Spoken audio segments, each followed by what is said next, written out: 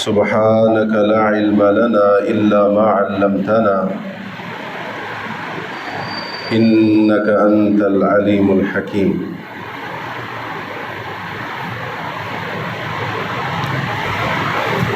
سورت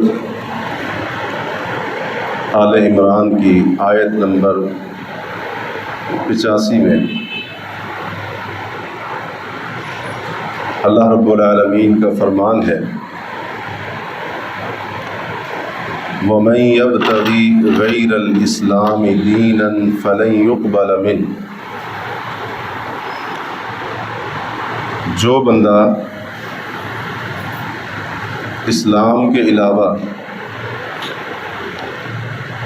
کسی اور دین کو چاہے گا یا اس کا طلبگار ہوگا تو فَلَن يُقْبَلَ مِنْهُ، تو اسلام کے علاوہ وہ دین اس سے ہرگز قبول نہیں کیا جائے گا۔ وَهُوَ فِي الْآخِرَةِ مِنَ الْخَاسِرِينَ، اور وہ انسان آخرت میں خسارہ پانے والوں میں سے ہوگا۔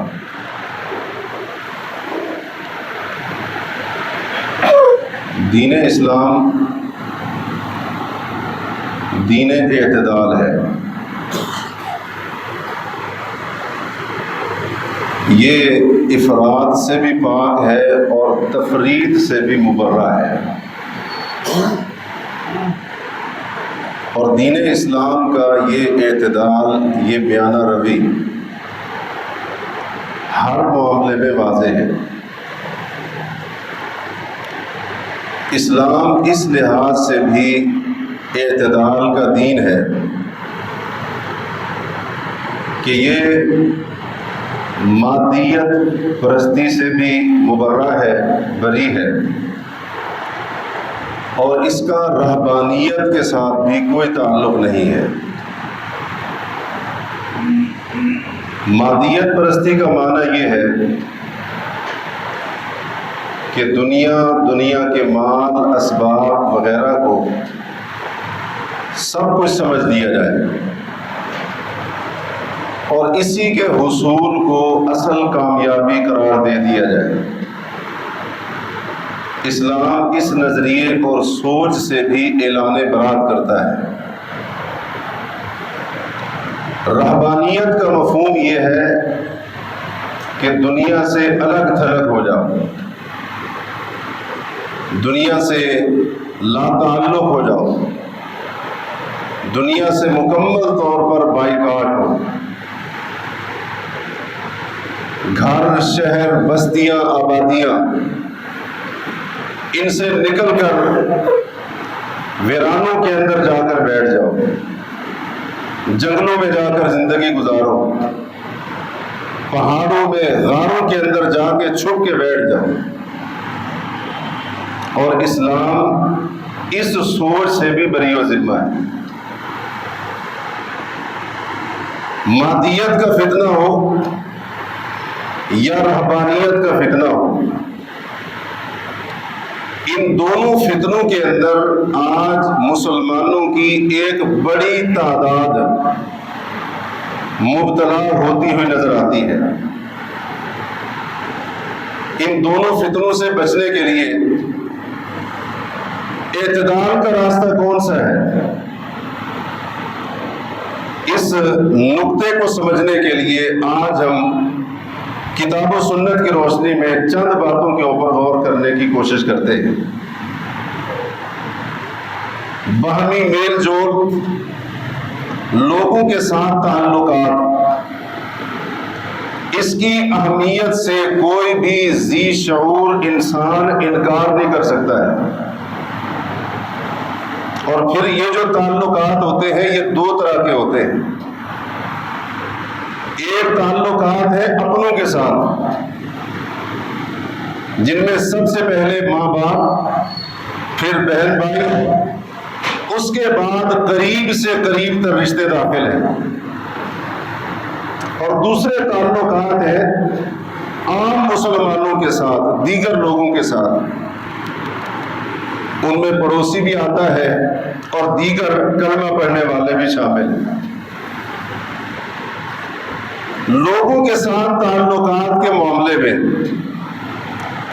مادیت اور رہبانیت کی سوچ کچھ اور ہے اور اسلام کو اور راستہ بتاتا ہے۔ جو بندہ مادیت پرستی کے اندر مبتلا ہے، میٹیریلزم جس کو کہتے ہیں، لوگوں کے ساتھ تعلقات کے بارے میں اس کی سوچ یہ ہوتی ہے کہ لوگوں سے بالکل الگ تھلگ ہو جانا ہے۔ ان کے ساتھ تعلق رکھوں گا، کسی کی سننی پڑے گی، کوئی مجھ سے کچھ مانگ لے گا، وہ تعلقات کو اپنے لیے بوجھ سمجھتا ہے۔ جو مادیت پرستی کے فطرے میں مبتلا ہو، جس کی نظر میں سب کچھ مال، دنیا کے اسباب، یہ اس کی نظر میں سب کچھ ہے۔ تعلقات، رشتے، ناطے، یہ قرابت داریاں اس کے نزدیک بوجھ کی حیثیت رکھتی ہیں۔ ان قریبی سے قریبی رشتوں سے تعلق رکھنا، اس کو وہ اپنی زندگی میں مداخلت سمجھتا ہے، اپنی پرائیویسی کے خلاف سمجھتا ہے۔ اس لیے ایسی سوچ رکھنے والا ان تعلقات اور رشتوں سے بائیکاٹ کر کے اپنی مستی کے اندر مست نظر آتا ہے۔ اس کے مقابلے میں جو رہبانیت پسندوں کی سوچ ہے کہ عبادت کی غرض سے لوگوں سے الگ تھلگ ہو جاؤ، لوگوں سے میل جول ہوگا، یہ رکاوٹ بنے گے، لہذا اپنا جو اصل مقصد ہے عبادت بندگی، اس کو ادا کرنے کے لیے لوگوں سے مکمل طور پر بائیکاٹ کر لو، لا تعلق ہو جائے۔ اب یہ جو دونوں نظریات ہیں، دونوں قسم کی سوچیں ہیں، اسلام دونوں کی حوصلہ شکنی کرتا ہے۔ اسلام کہتا ہے اللہ کی عبادت بھی ہونی چاہیے، لیکن اللہ کے بندوں کے بھی کچھ حقوق تمہارے ذمے ہیں جن کو ادا کرنا تمہارا فرض ہے۔ ان حقوق کی ادائیگی کو یقینی بنانا یہ تمہارے فرائض کے اندر شامل ہے۔ مادیت پرستی والی سوچ رکھنے والا اور رہبانیت پسند، یہ دونوں ہی بڑے بڑے حقوق اور فرائض کو ضائع کرتے ہوئے نظر آتے ہیں۔ نبی علیہ الصلوۃ والسلام کا فرمان جامع ترمذی اور سنن ابن ماجہ میں آپ فرماتے ہیں المؤمن الذي يخالط الناس ويصبر على اذاهم خير واعظم اجرا من المؤمن الذي لا يخالط الناس ولا يصبر على اذاهم۔ وہ مومن، وہ مسلمان جو مسلمانوں کے ساتھ میل جول رکھتا ہے، ان کے ساتھ رہتا ہے، تعلقات کو بحال رکھتا ہے، آبادیوں کو چھوڑ کر جنگلوں کا رخ نہیں کیا، لوگوں کے ساتھ بہم میل جول ہے، ان کے ساتھ اٹھتا ہے، بیٹھتا ہے، تعلقات ہے، معاملات ہے۔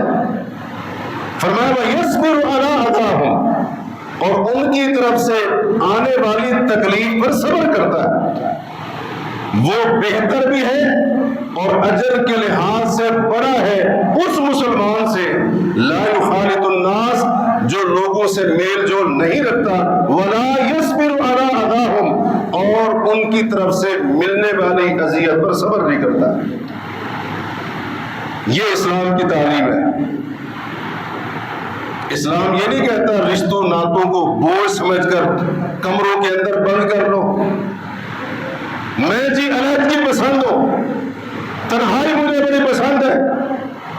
یہ مادیت پرستوں والی سوچ اسلام اس پر بھی کاری ضرب لگاتا ہے، اور اگر کوئی سمجھتا ہے عبادت کے لیے میں بالکل الگ تھلگ رہوں گا اور میں لوگوں کے ساتھ لا تعلق ہو جاؤں گا، چاہے اس کے لیے والدین کے حقوق ضائع کرنے پڑ جائے، اولاد، گھر والے، بہن بھائی، اعزاء و اقارب، ان کے حقوق کو ترک کرنا پڑ جائے، میں یہ سب کچھ کر گزروں گا، اسلام ایسی سوچ کی بھی حوصلہ افزائی نہیں کرتا ہے۔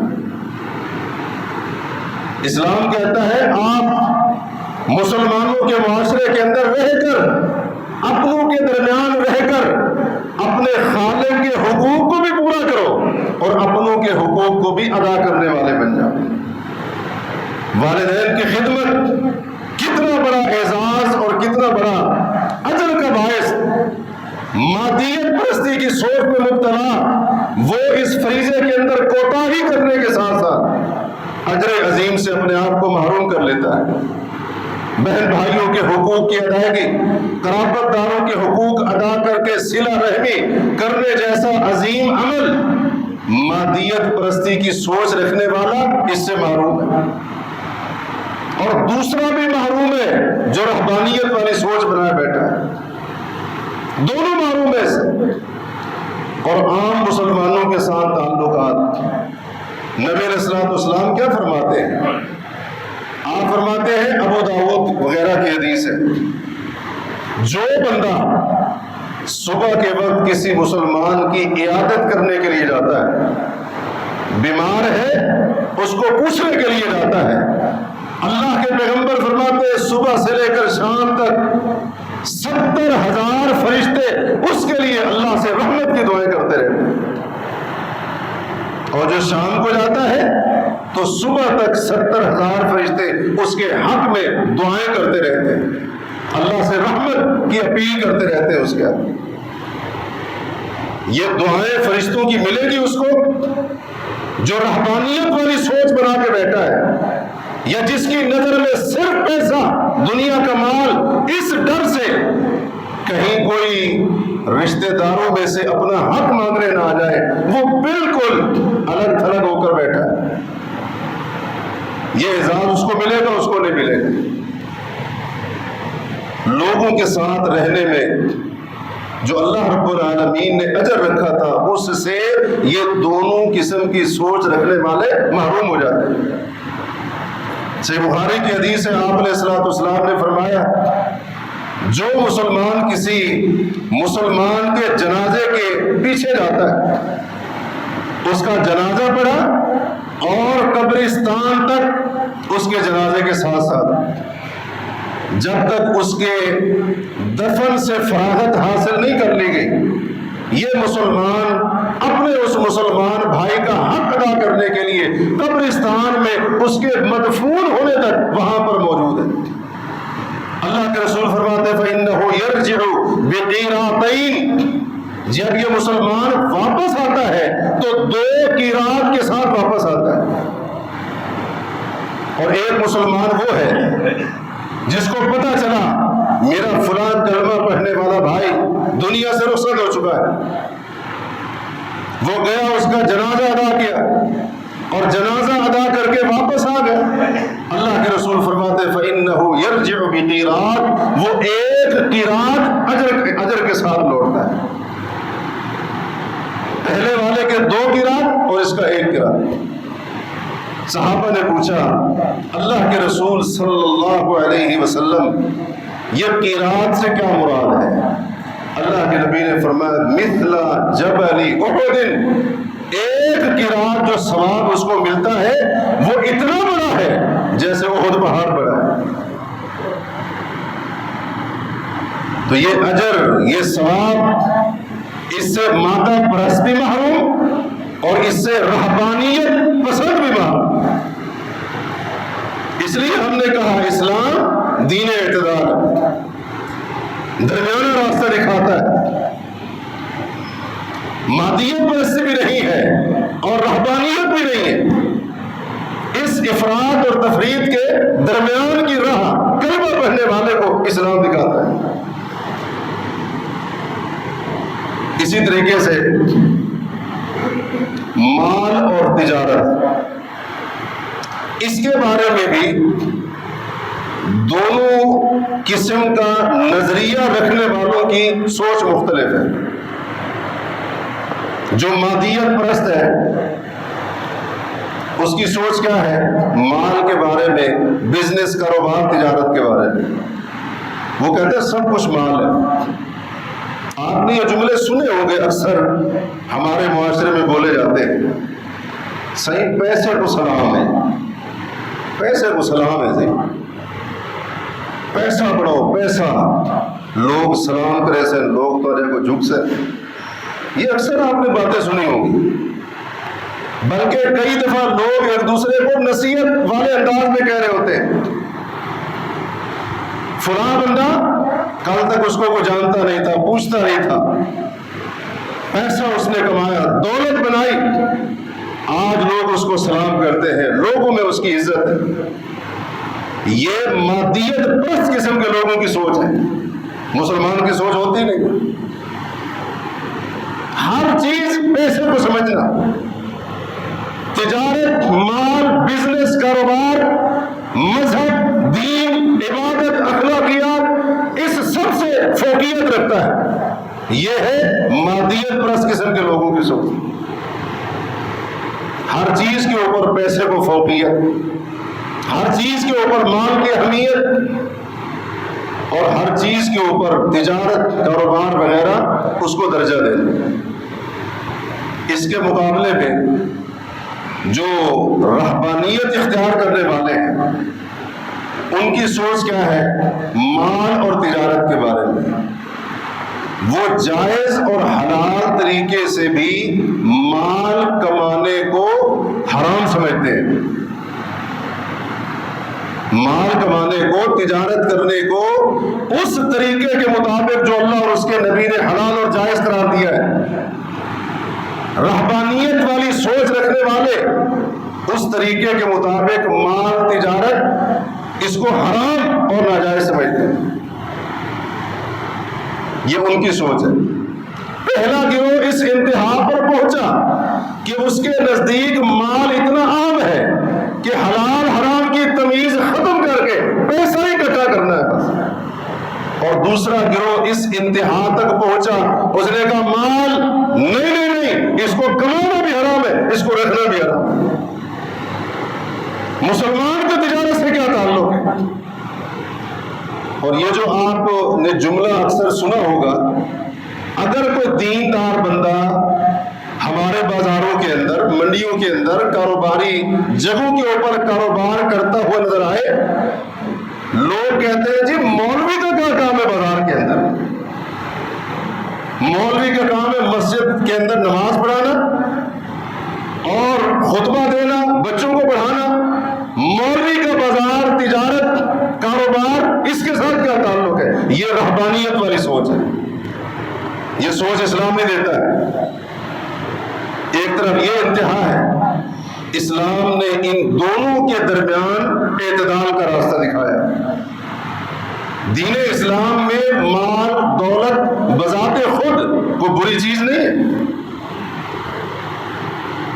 کہ اس کو مایوس سمجھ کر قابل مذمت سمجھ کر بالکل اس سے کنارہ کش ہو جاؤ دین اسلام یہ نہیں سکھاتا ہے بلکہ اگر کسی بندے کی نیت اچھی اور خالص ہے اور وہ رزق حلال کماتا ہے ارادہ یہ ہے کہ رزق حلال کما کر آنے والی آمدنی کو میں حلال اور جائز جگہ کے اوپر خرچ کروں گا اور اس سے فلاں کا حق ادا کروں گا خیر کے کاموں میں حق کی راہ میں خرچ کروں گا تو اس نیت سے رزق حلال کمانے والے کی کوشش کو بھی اسلام عبادت کا درجہ دیتا ہے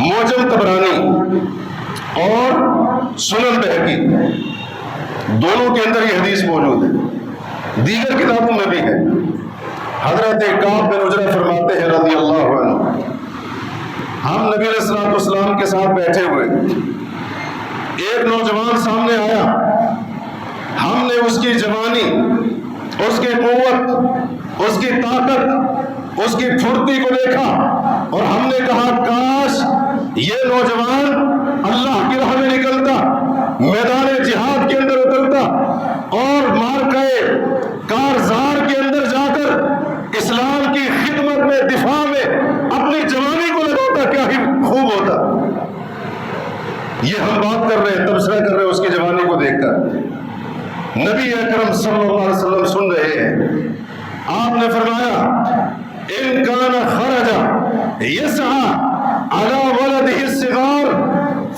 فی سبیل اللہ، اے میرے صحابہ سنو، اگر یہ نوجوان گھر سے اس لیے نکلا ہے کہ یہ محنت کرے، مزدوری کرے، مشقت کر کے، دوڑ دھوپ کر کے، رزق حلال کما کر اپنے بچوں پر جا کر خرچ کرے، اپنے چھوٹے بچوں کی ذمہ داریوں کو پورا کرے، میں محمد گواہی دیتا ہوں فَهُوَ فِي سَبِيلِ اللَّهِ، یہ اللہ کی راہ میں نکلا ہوا ہے، یہ اللہ کی راہ میں نکلا ہوا ہے۔ اور فرمایا وَإِن كَانَ خَرَجَ يَسْعَى عَلَىٰ أَبَوَيْهِ الْكَبِيرَيْنِ الشَّيْخَيْنِ، اگر یہ نوجوان اس لیے نکلا ہے کہ مال کمائے، محنت مشقت کرے، آمدنی کا ذریعہ حلال، رزق حلال کے لیے دوڑ دھوپ کر کے جائے تاکہ گھر کے اندر موجود اپنے بوڑھے ماں باپ کے اوپر خرچ کر سکے، میں محمد زبان نبوت سے کہتا ہوں فَهُوَ فِي سَبِيلِ اللَّهِ، یہ اللہ کی راہ میں نکلا ہوا ہے۔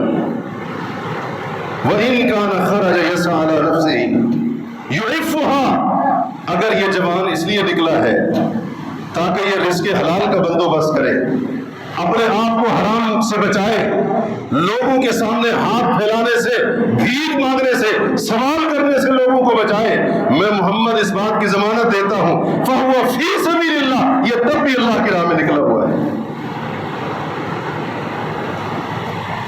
رہبانیت پسند لوگ مال کمانا، کاروبار کرنا کہتے ہیں توکل کے خلاف ہے، اللہ کو یقین کے خلاف ہے، لہذا ہم تو بیٹھے جنگلوں کے اندر، وہ کھلا دے گا، اس میں کوئی شک نہیں، وہ کھلانے پر آئے، وہ بغیر محنت اور کوشش کے کھلانے کے اوپر قادر ہے، لیکن یہ کہنا کہ رزق حلال کی صحیح کرنا حرام ہے، جائز طریقے سے تجارت کرنا حرام ہے، یہ سوچ اسلام کی سوچ نہیں۔ نبی اور حالت یہ ہے نذرانوں کے انتظار میں ہوتے ہیں، لوگوں سے بھیک مانگتے ہیں، لوگوں کے سامنے ہاتھ پھیلاتے ہیں، وہ سوال کرتے ہیں جس سوال کے اوپر اسلام قدغن لگاتا ہے، مذمت کرتا ہے، اور لوگوں سے بھیک مانگنے کو عاجزی خیال کرتے ہیں۔ حالت یہ ہے، اسلام کہتا ہے نہیں، اگر تم رزق حلال کماتے ہو، اپنے آپ کو حرام سے بچانے کے لیے، لوگوں کے سامنے ہاتھ پھیلانے سے بچانے کے لیے، تمہارا یہ رزق کی کوشش کرنا، جائز طریقے سے رزق حلال کمانا، یہ بھی اللہ کی راہ میں ہے، یہ بھی عبادت کا درجہ رکھتا ہے۔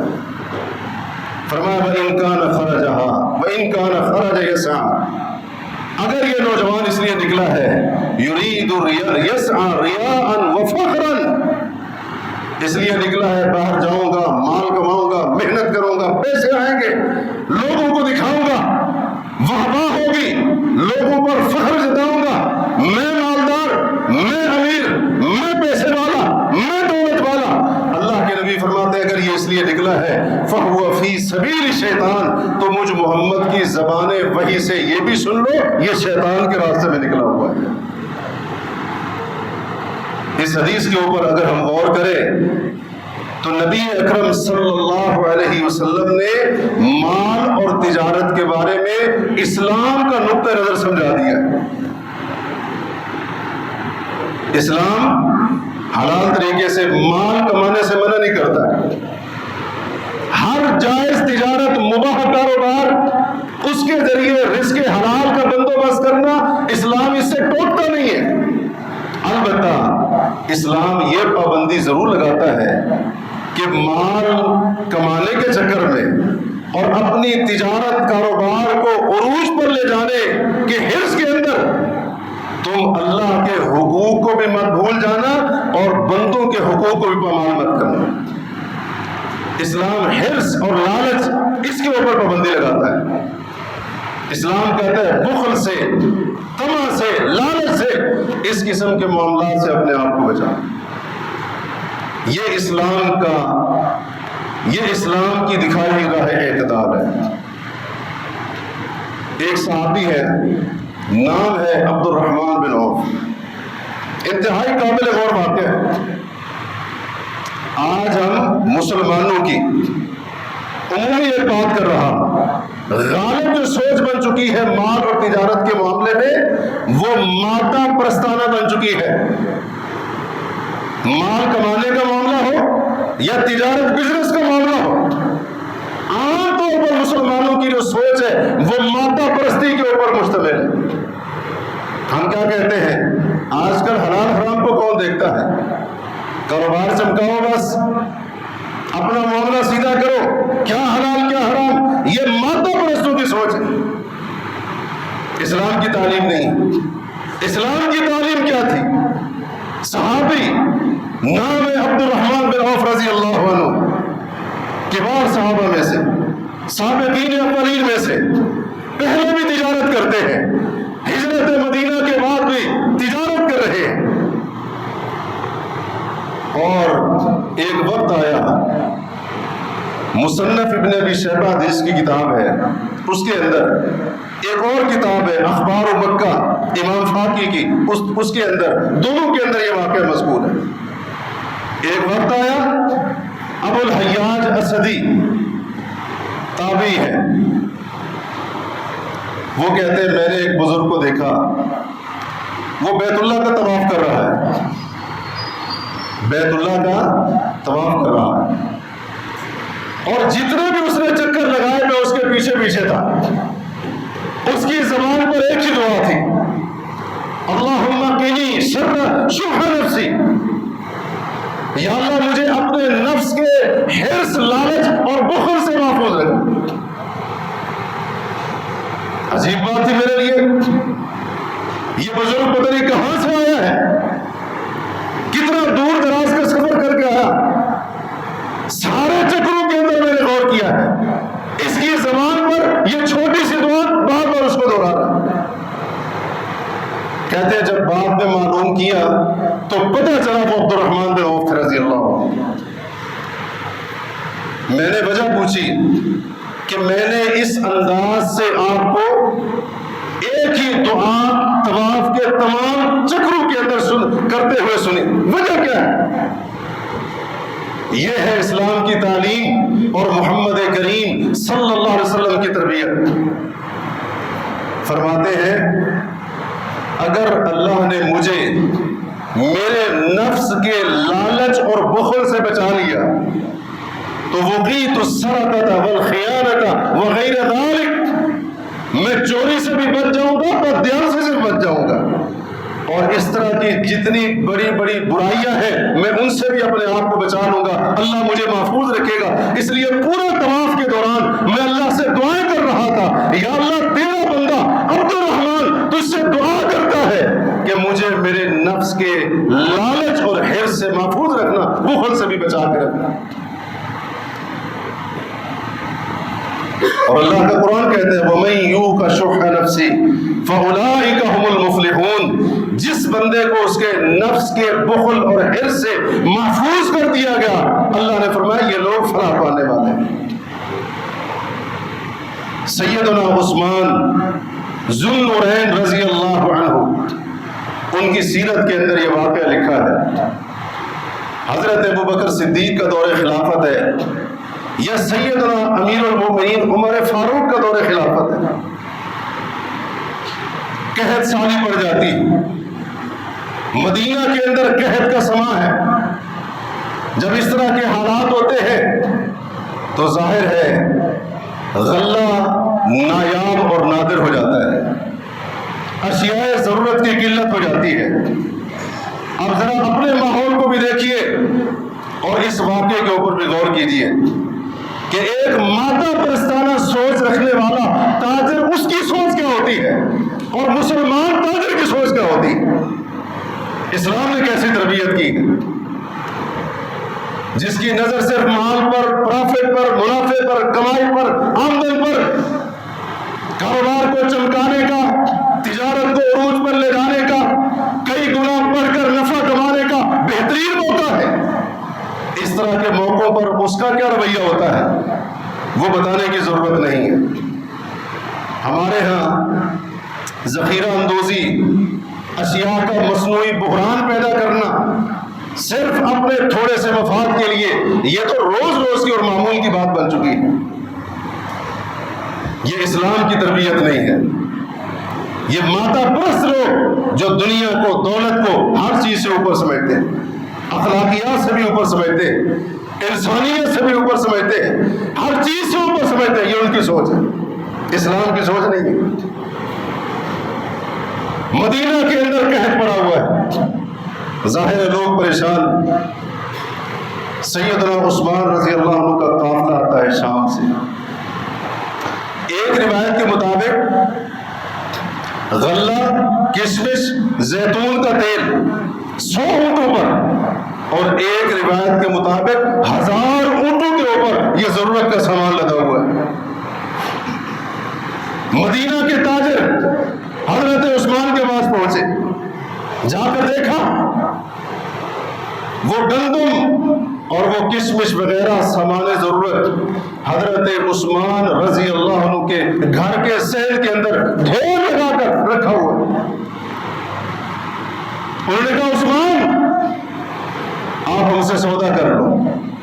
حضرت عثمان نے کہا کتنا دو گے، کتنا نفع دو گے؟ انہوں نے کہا جو چیز آپ نے 10 درہم کی خریدی ہم اس کے 11 درہم دیں گے، 1 گنا آپ کو نفع دیں گے. انہوں نے کہا نہیں، میں کسی سے سودا کر چکا ہوں اور اس نے مجھے اس سے زیادہ نفع دینے کا وعدہ کیا. انہوں نے کہا 2 گنا نفع لے لو. کہا نہیں، جس سے میری بات ہو رہی ہے یا ہو چکی ہے وہ اس سے زیادہ نفع دینا مجھے چاہتا ہے. 3 گنا، 4 گنا، 5 گنا نفع لے لو. حضرت عثمان رضی اللہ عنہ نے کہا کیا تم اس سامان کا اتنا نفع دے سکتے ہو کہ 1 درہم کا سامان ہو اور تم مجھ سے 10 درہم کے اندر خریدو؟ انہوں نے کہا یہ ہمارے بس کی بات نہیں ہے. انہوں نے کہا جس سے میں نے تجارت کی ہے اس نے مجھے 1 درہم کے بدلے میں 10 دینے کا وعدہ کیا ہے. میں تمہیں گواہ بنا کر کہتا ہوں، اللہ کو گواہ بنا کر کہتا ہوں، یہ میرا جتنا بھی سامان آیا ہوا ہے انہا صدقۃ علی مساکین المسلمین. عثمان اپنا سارے کا سارا ساز و سامان جس کے اوپر تم یہاں کھڑے کھڑے 5 گنا نفع دینے کے لیے تیار ہو، میں رب کو گواہ بنا کر کہتا ہوں یہ سارا عثمان نے مسلمانوں کے اوپر صدقہ کر دیا. یہ ہے اسلام کی تعلیم اور اسلام کی تربیت. اور یہ تربیت آج کہاں نظر آتی ہے؟ دین اسلام اس کو سمجھنے کی ضرورت ہے. یہ ہے دین اسلام کا اعتدال کا راستہ. صرف اپنا کاروبار بڑھانے کے چکر میں، اپنے منافع کے چکر میں حرص، لالچ، خیانت، دھوکہ دہی، فراڈ، 2 نمبری، بددیانتی، جھوٹ، بندہ اس کو اپنا دین، اپنا مذہب سب کچھ بنا لے. یہ مسلمان کی سوچ نہیں، یہ مادہ پرست کی سوچ ہے جس کی نظر میں مال ہی سب کچھ ہے اور کچھ بھی نہیں. اور بات اگر کریں خواہشات نفس کی تو جو مادہ پرست سوچ رکھنے والا ہے وہ صرف اپنی خواہشات کو پورا کرنے کی حد تک سوچتا ہے. کھانے پینے کی بات کریں تو اس کا معاملہ بالکل وہی جیسے قرآن کہتا ہے یأکلون کما تأکل الانعام، ایسے کھاتے ہیں جیسے جانور اور چوپائے کھاتے ہیں. ہر وقت کھانا، ہر وقت کھانے کی فکر و سوچ. روزانہ کوئی نہ کوئی پارٹی چل رہی ہے، کوئی نہ کوئی جناب معاملہ چل رہا ہے اس طرح کا. کھانا پینا بس اسی کے اندر زندگی گزر رہی ہے. ہوٹلیں ہو رہی ہیں، آؤٹنگ ہو رہی ہے، دوستوں کے ساتھ ادھر جا رہے ہیں زبان کے چسکے کے لیے، پیٹ کی آگ بجھانے کے لیے، دور دراز کے سفر کر رہے، اخراجات پیسے کا ضیاع لگا رہے. جی میں نے اپنی پسند کا کھانا کھانا. یہ مادہ پرستوں والی سوچ ہے. مجھے میری پسند کا کھانا چاہیے، وہ کھانا کھانے کے لیے مجھے لاہور، اسلام آباد، دور دراز کے کسی شہر میں جانا پڑے میں جاؤں گا. یہ مادہ پرست کی سوچ ہے. اور دوسرا جو رہبانیت میں مبتلا ہے اس نے اپنے اوپر حلال چیزوں کو حرام کر رکھا ہے. وہ کہتا ہے حلال چیز نہیں کھانا، حرام کر رکھا کئی حلال چیزوں کو اپنے اوپر. اچھا کھانا کھانے کو گناہ سمجھتا ہے. اگر کبھی کھانا اچھا لگنے لگے تو اس کے اندر پانی اڑیل لیتا ہے, اس کو بد ذائقہ کرتا ہے جان بوجھ کر کہ کھانا اچھا کیوں لگ رہا ہے, لہذا اس کو بد ذائقہ بنانا میرے اوپر ضروری ہے, اور اس کو عبادت سمجھتا ہے. اللہ کی قسم دین محمد کے مطابق یہ عبادت نہیں ہے. اگر اس کو عبادت سمجھتا ہے یہ کوئی عبادت نہیں. نبی کریم علیہ الصلوۃ والسلام نے اس معاملے میں بھی اعتدال سکھایا. آپ کا مزاج گرامی کیا تھا؟ آپ نے بڑی سادہ زندگی گزاری. جیسا جو کھانے کو مل گیا آپ نے صبر و شکر کے ساتھ کھا لیا. اگر میسر ہوا, نبی علیہ الصلوۃ والسلام نے بڑا بہترین اعلیٰ قسم کا کھانا جو اس وقت دستیاب تھا وہ بھی آپ کے دسترخوان پر موجود تھا, آپ نے کھانا ہے, کھایا ہے, تناول کیا ہے. اور جب حالات ایسے ہوئے تو آپ علیہ الصلوۃ والسلام, آپ کے گھر والوں نے صرف کھجور اور پانی پر بھی گزارا کیا. یہ اللہ کے نبی کا مزاج نہیں تھا میں تو فلاں جگہ کا اور فلاں قسم کا کھانا کھاؤں گا, فلاں قسم کا کھانا نہیں ملے گا تو میں تو کھاؤں گا ہی نہیں, میرے سٹینڈرڈ کے خلاف ہے, میرے سیانے چاند نہیں ہے. یہ ایس پرست قسم کے لوگ, مادہ پرست قسم کے لوگ, یہ ان کی سوچ ہے جو افسوس کے ساتھ آج ہم مسلمانوں کے اندر آ چکی ہے. یہ دین اسلام کے اندر نہیں ہے. اور رہی رہبانیت کی بات کہ بعض چیزوں کو اپنے اوپر حرام کر لیا, تو اس چیز سے بھی اسلام بری ہے. اسلام کہتا ہے لا تحرموا طیبات ما احل اللہ لکم, جو پاکیزہ چیزیں اللہ نے تمہارے لیے حلال کی ہے ان کو اپنے اوپر حرام نہ کرو. اس معنی کی آیات احادیث بہت ساری پیش کی جا سکتی ہیں. ایک اور خواہش وہ ہے انسان کی فطری خواہش, اس کو پورا کرنے کے لیے مادہ پرست قسم کی سوچ, مادیت پرست قسم کی سوچ رکھنے والا کسی حد تک بھی جانے کے لیے تیار ہو جاتا ہے.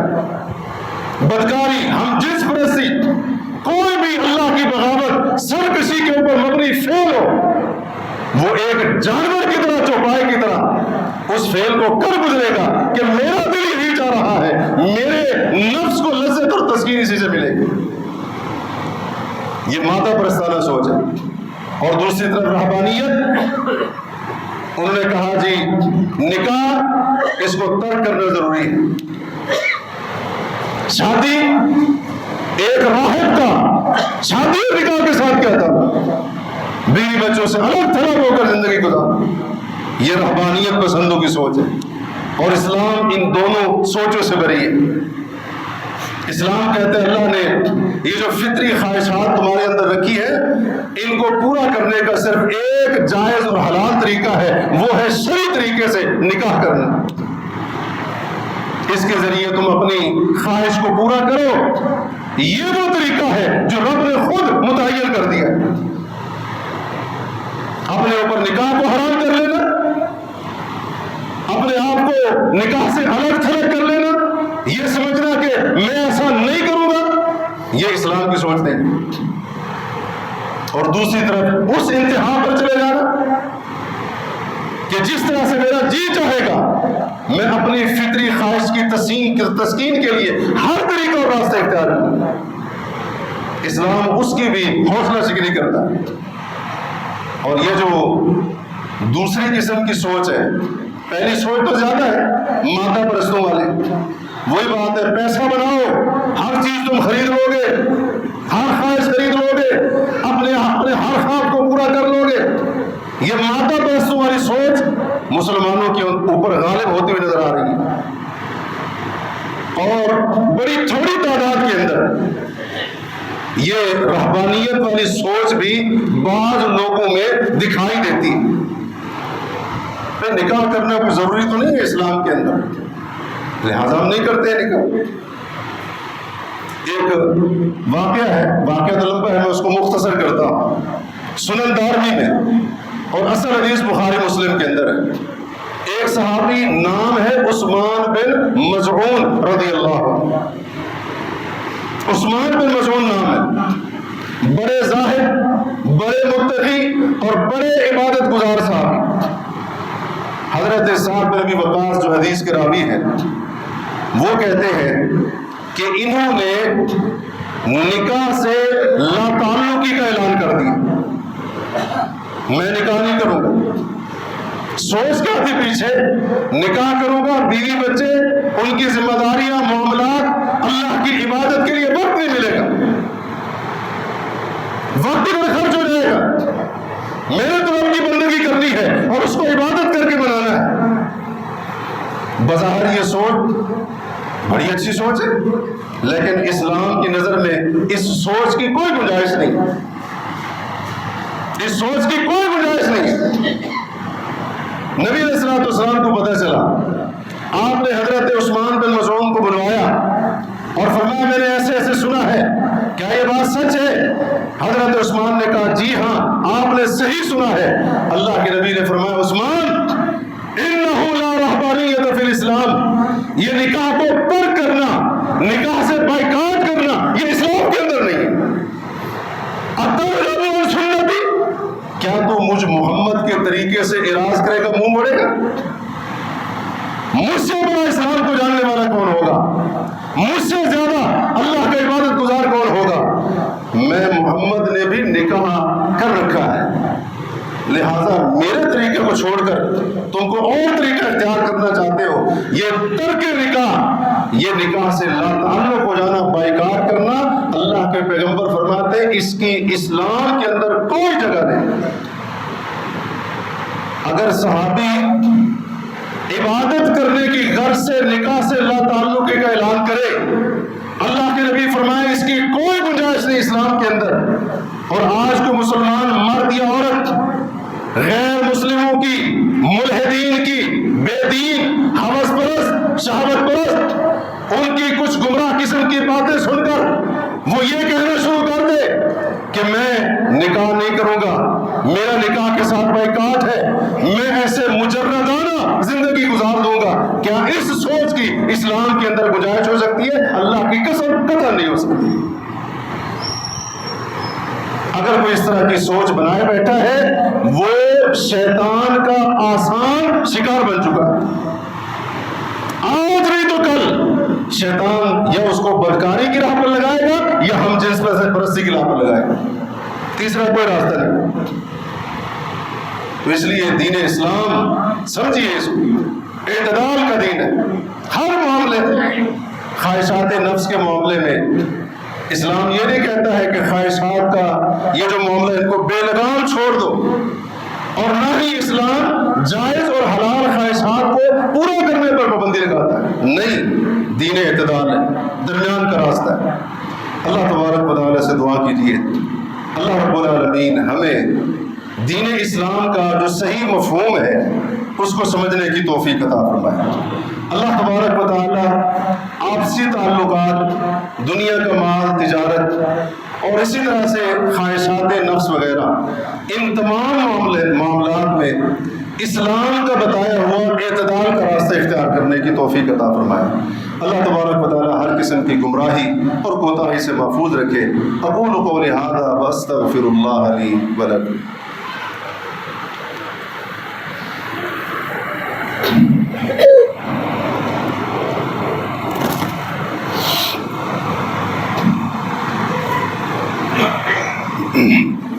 ان الحمد للہ نحمده ونستعینه ونستغفره ونعوذ باللہ من شرور انفسنا ومن سیئات اعمالنا من يهده اللہ فلا مضل له ومن يضلل فلا هادی له اشهد ان لا الہ الا اللہ وحدہ لا شریک له واشهد ان محمدا عبده ورسوله اما بعد فإن خير الحديث كتاب الله وخير الهدي هدي محمد صلى الله عليه وآله وسلم وشر الأمور محدثاتها وكل محدثة بدعة وكل بدعة ضلالة وكل ضلالة في النار۔ اسلام کے دین اعتدال ہونے کے تعلق سے چند باتیں بھی آپ نے سنی۔ دین اسلام عبادت کے معاملے میں بھی اعتدال کا راستہ دکھاتا ہے۔ عبادت کے بارے میں دنیا پرست جو انسان ہوتا ہے، مادیت پرست جس کو ہم نے کہا، اس کا نقطہ نظر یہ ہوتا ہے کہ وہ عبادت کو جانتا ہی نہیں ہے، بلکہ جو لوگ اللہ کی عبادت بندگی کر رہے ہوں ان کا مذاق اڑاتا ہے۔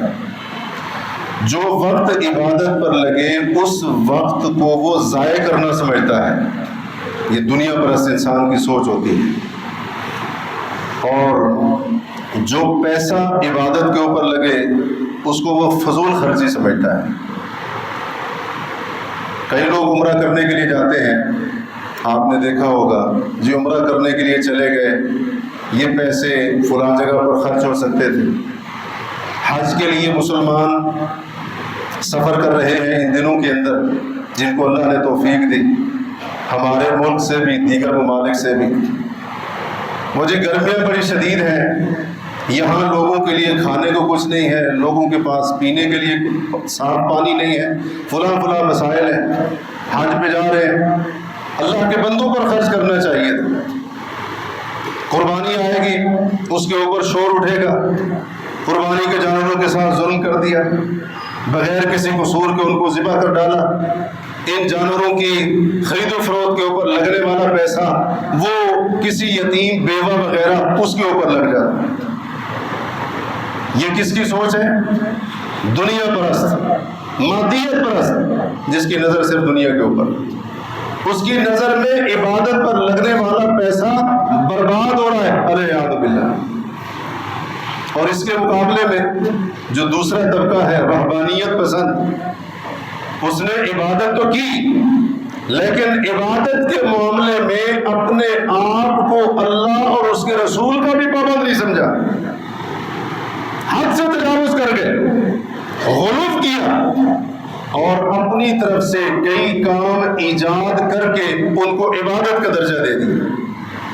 عبادت کے متعدد خود ساختہ طریقے ایجاد کر لیے، عجیب و غریب وظائف، جناب اوراد، درود کے الفاظ وغیرہ، یہ مختلف چیزیں ایجاد کر لی عبادت کے نام پر، حالانکہ ان کی دلیل نہ اللہ کی کتاب میں نہ رسول کریم کی سنت کے اندر۔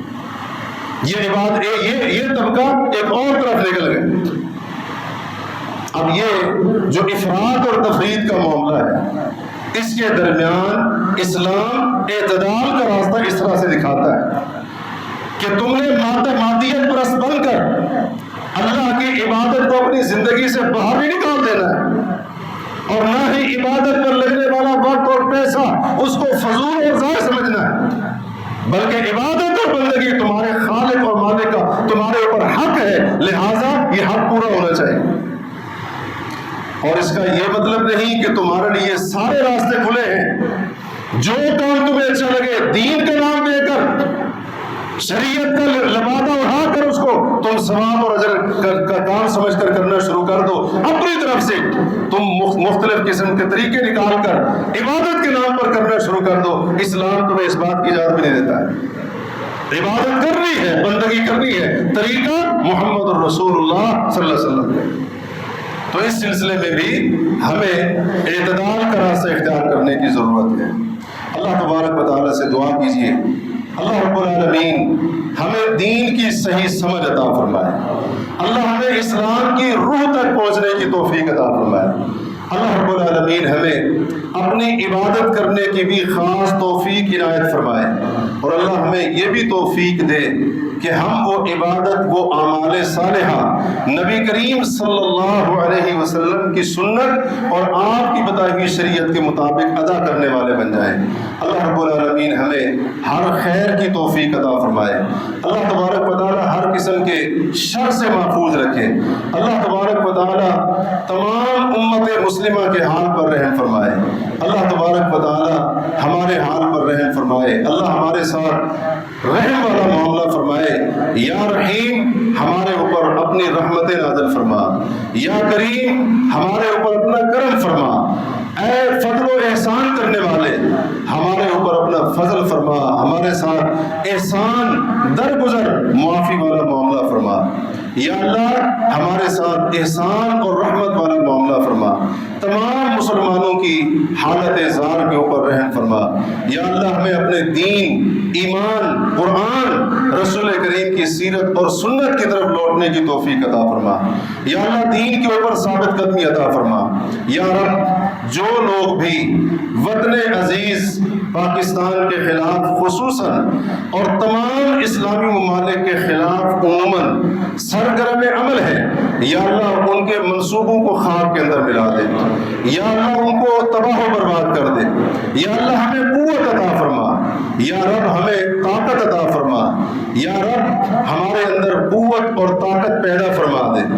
یا اللہ ہمیں اپنی صلاحیتوں کو، ہمیں اپنی طاقتوں اور قوتوں کو اپنے دین کی سربلندی اور دفاع اور خدمت کے لیے استعمال کرنے کی توفیق عطا فرما۔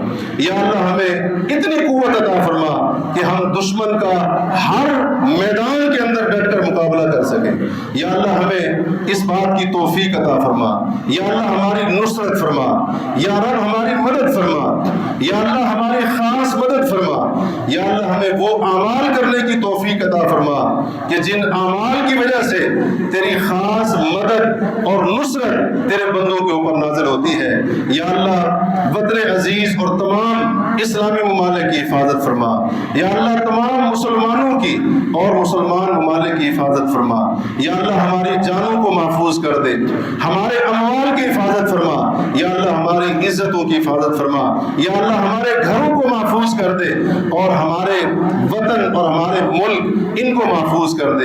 یا اللہ ہماری سرحدوں کی حفاظت فرما۔ یا اللہ ہمیں یہ توفیق عطا فرما کہ ہم تیرے دین کے خدمت گزار بن جائیں۔ یا اللہ ہمیں ہر قسم کی کاہلی، سستی، غفلت، حرص، لالچ، بخل اور ان تمام اخلاقی برائیوں سے محفوظ فرما۔ یا اللہ ان تمام اخلاقی، روحانی اور ظاہری بیماریوں سے ہم تیری پناہ چاہتے ہیں۔ یا اللہ جب تک زندہ رکھنا، اسلام پر ثابت قدمی عطا کرنا، جب موت دینا، اعمال صالحہ کی حالت میں ایمان کے اوپر ہمارا خاتمہ ہو۔